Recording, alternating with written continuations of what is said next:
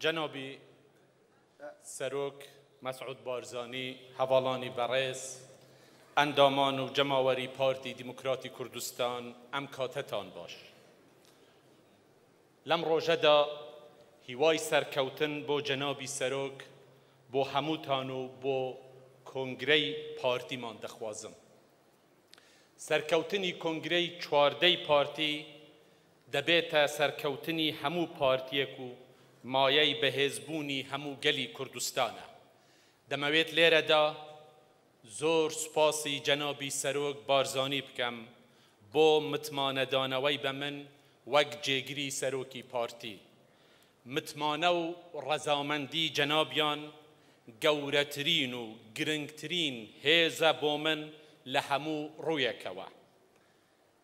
جەنابی سەرۆک، بەڵێنی ئێمە هەمیشە ئەوە بووە کە دڵسۆزی بیر و باوەڕ و ئامانجەکانی جەنابت بین. هەموو کار و ئامانجەکانی ئێوەش تێکۆشان بووە لە پێناو ئاشتی و ئازادی و پێشکەوتنی کوردستان.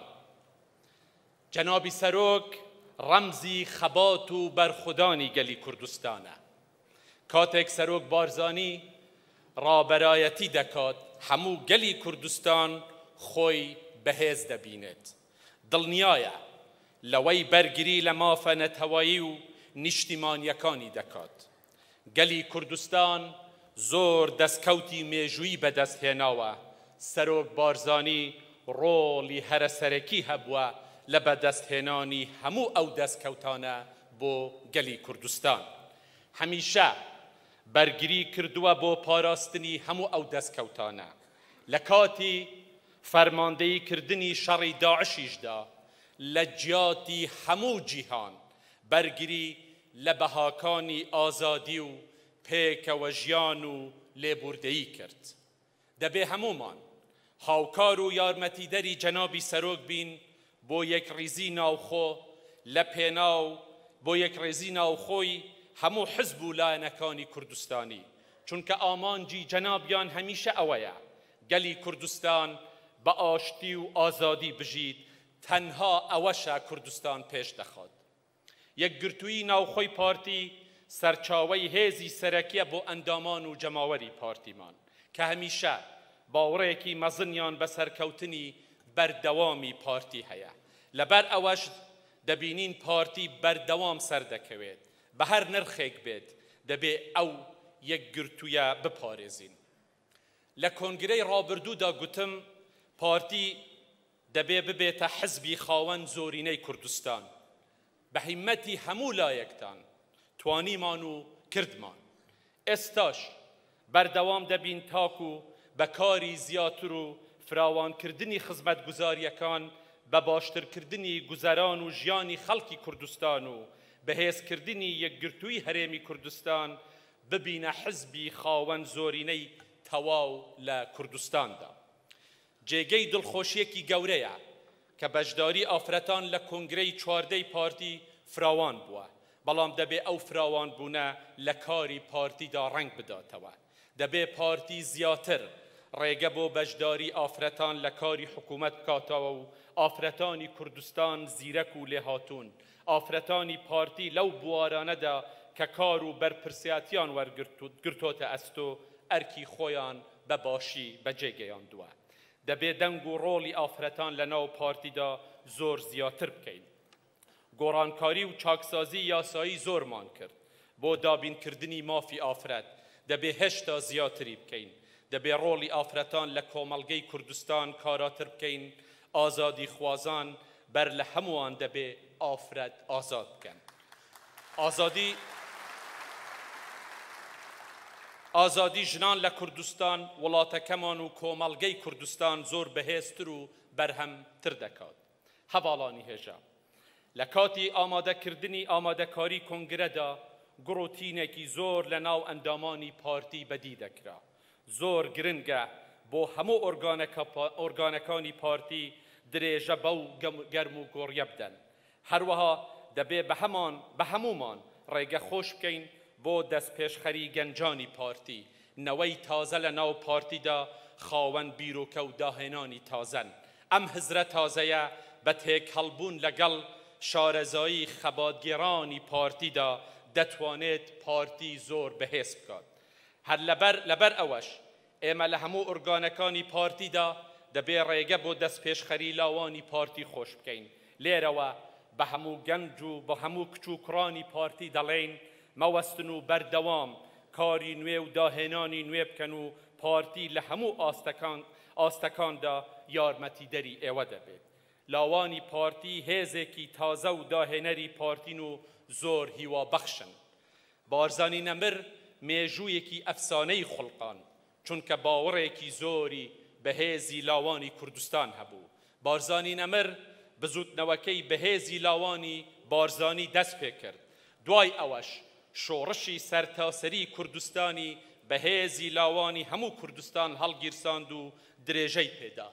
باوەڕی بارزانی نەمر و مێژووی خەباتەکەی هێزێکی گەورە و بەردەوامن بۆ هەمومان.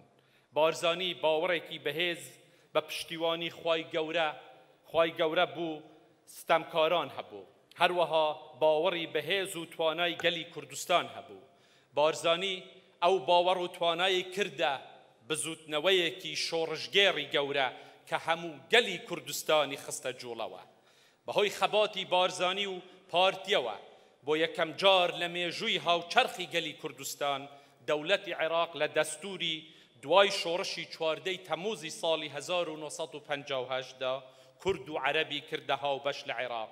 هەروەها ڕێککەوتنامەی 11 ئازاری ساڵی 70 بووە گەورەترین بەڵگەنامە کە دەوڵەتی عێراق بە شێوەیەکی فەرمی دانی بە مافەکانی گەلی کوردستاندا بدێت.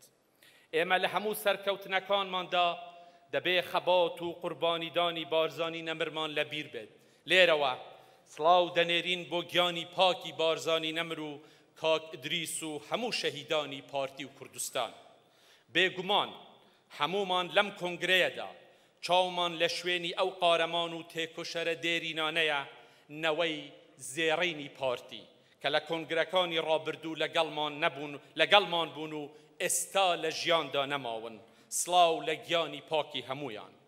هەواڵانی خۆشەویست، پارتی دیموکراتی کوردستان هێزێکی سەرەکی کوردستانی عێراقە و یەکێکە لە کاریگەرترین و گەورەترین هێزە سیاسی و جەماوەرەکانی عێراق. هەروەها جێگەی ئومێدی هەموو گەلی کوردستانە. لەبەر ئەوەش سەرکەوتنی کۆنگرەی 14 پارتی دیموکراتی کوردستان سەرکەوتنێکی گەورەیە بۆ هەموو کوردستان و عێراق. هەر لێرەوە جەخت لەسەر ئەوە دەکەینەوە کە پارتی دیموکراتی کوردستان دوای ئەم کۆنگرەیە بە گوڕ و تێنێکی تازەوە بەرەو چارەسەری کێشەکان هەنگاو دەنێت. پارتی هەوڵێکی تەواو دەدات بۆ بەهێزکردنی دامەزراوەکان لە هەرێمی کوردستان و دەستپێکردنی گفتوگۆیەکی کراوە لەسەر باشکردنی بەڕێوەبردن و دۆخی سیاسی لە هەرێمی کوردستان. لەگەڵ حزبەکانی کوردستان گفتوگۆی ڕاشقاوانە دەست پێ دەکەین. بە تایبەتیش دەبێت ئەو گفتوگۆیە لەگەڵ هاوبەشەکانمان یەکێتی و لایەنەکانی تر بکەین و کێشەکانی نێوان هەردوولا دەبێت چارەسەر بکرێن. چارەسەرکردنی ئەم کێشانە زۆر پێویستە بۆ بەهێزکردنی هەرێمی کوردستان. زۆر پێویستە پارتی دیموکراتی کوردستان لەگەڵ هەموو حزبەکانی کوردستاندا کراوە بێت. حزبەکان لە زۆر قۆناغدا دڵنیا بوون لە پارتی. دەبێت ئەو دڵنیایە بەردەوام نوێ بکەینەوە. فراکسیۆنەکانی پارتی لە ئەنجومەنی پارێزگاکان لە پەرلەمانی کوردستان و عێراق دەبێت زۆر بەکراوەی هەڵسوکەوت و کار لەگەڵ فراکسیۆنەکانی تر بکەن. کێشەی گەلی کوردستان کێشەیەکی گەورەی ڕۆژهەڵاتە. پارتی وەک هەمیشە سوورە لەسەر بنەمای نەگۆڕی خۆی بۆ چارەسەری ئاشتیانەی کێشەکە بۆ ئەو مەبەستەش هەموو هەوڵێک دەدات. گەلی کوردستان دەتوانێت سوود لە پێشکەوتنەکانی ئەم سەردەمە وەربگرێت بۆ چارەسەری کێشەکەی بە شێوەیەکی ئاشتیانە و دوور لە توندوتیژی. ئەوەش باشترین و گونجاوترین ڕێگەیە. بەڕێزان، پارتی هەر لە ڕۆژی دامەزراندنیەوە هێزێکی گەورەی بزوتنەوەی سیاسی و دیموکراسی عێراق بووە. بەهێزی پارتی لە بەرژەوەندی هەموو خەڵکی عێراق بووە. ئێستاش دوای تەواوبوونی کارەکانی کۆنگرە بەهێزێکی تازە لەگەڵ هەموو لایەنە عێراقیەکان بەشدار دەبین کە کار بۆ بەرژەوەندی هەموو عێراقیەکان بکەن و جیاکاری لە نێو نەتەوە و پێکهاتەکانی عێراق نەکەن. داوا لە حکوومەتی تازەی عێراق دەکەین هەڵی کار و خزمەتگوزاری لە ناوچەکانی باشوور و ناوەڕاستی عێراق زۆرتر و باشتر بکەن، یارمەتی کەرتی تایبەت بدەن، ناوچە وێرانکراوەکانی سونە ئاوەدان بکەن، دۆخی کەرکووک و شنگار و خانەقین و مەخمور ئاسایی بکەنەوە، مادەی 140 دەستور وەک خۆی جێبەجێ بکەن، ڕێگە لە پێشێلکردنی ماف و دەستهەڵاتەکانی هەرێمی کوردستان بگرن. ئەگەر بمانەوێت دۆخی عێراق چارەسەر بکەین، نابێ مافی هیچ پێکهاتەیەکی عێراقی پێشێل بکرێت، نابێ هیچ هێزێکی جەماوەری عێراقی دوور بخرێتەوە. لەبەر ئەوەش حکوومەتی عێراق و هەموو هێزە عێراقیەکان دەبێ باوەشێکی گەورە بۆ دانوستاندنی تازە لەگەڵ ڕەوتی سەدر بکەنەوە، چونکە سەدریەکان هێزێکی گەورەی سیاسی و جەماوەری عێراقن. بەکردنی عێراق بە دەوڵەتی هەموو پێکهاتە و هێزەکان بە جێبەجێکردنی دەستور و سیستەمی فدرالی دەتوانرێت سەقامگیری و سەروەری عێراق بپارێزرێت. ئەوەش لە بەرژەوەندی گەلی کوردستان و هەموو پێکهاتەکانیەتی. هەواڵانی خۆشەویست، ئەندامانی کۆنگرەی چواردەمی پارتی، لێرەوە دەمەوێت لێرەدا کەسێکی خۆشەویست بۆ پۆستێکی تازەی پارتی دیموکراتی کوردستان بژێر بکەم. ئەویش کاک مەسرورە بۆ پۆستی جێگیری دووهەمی سەرۆکی پارتی دیموکراتی کوردستان.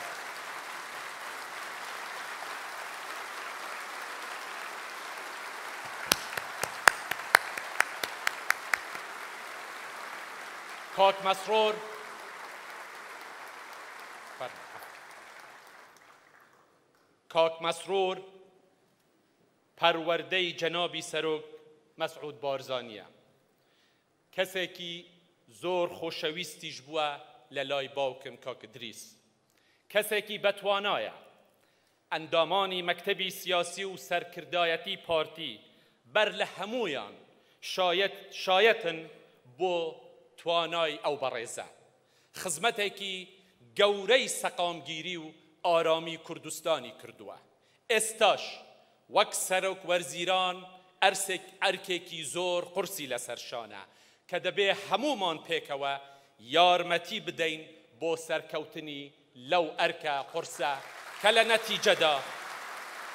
لە نەتیجەدا سەرکەوتنی ئەو سەرکەوتنی پارتی دیموکراتی کوردستانە و دەبێ پشتی بگرین و یارمەتی بدەین. پارتی کار و ئەرکی زۆری لە پێشە. بە تەئکید من و کاک مەسرور دەمانەوێت پێکەوە بە شەرعیەتی ئێوە هاوکاریەکی زیاتری جەنابی سەرۆک بکەین. داواتان لێ دەکەم پێشنیارەکەم قبول بکەن سەرکەوتن بۆ پارتی ئەو پارتەی ئاڵای شۆڵشی هەڵگرت بژی کوردستان پێکەوە لەژێر ڕێبەرایەتی سەرۆکی نەتەوەییمان سەرۆک بارزانی بۆ دەستکەوتی گەورەتر لەم وڵاتە.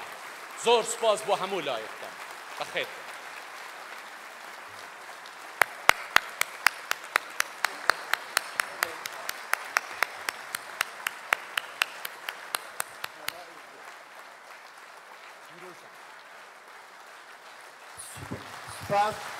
سپاس بۆ ئەندامانی کۆنگرەکە پێشنیارەکەی جەنابی کاک نێچیروان بارزانی قبول کرا بۆی کاک مەسرور بارزانی بێت بە جێگیری دووەمی سەرۆک بارزانی.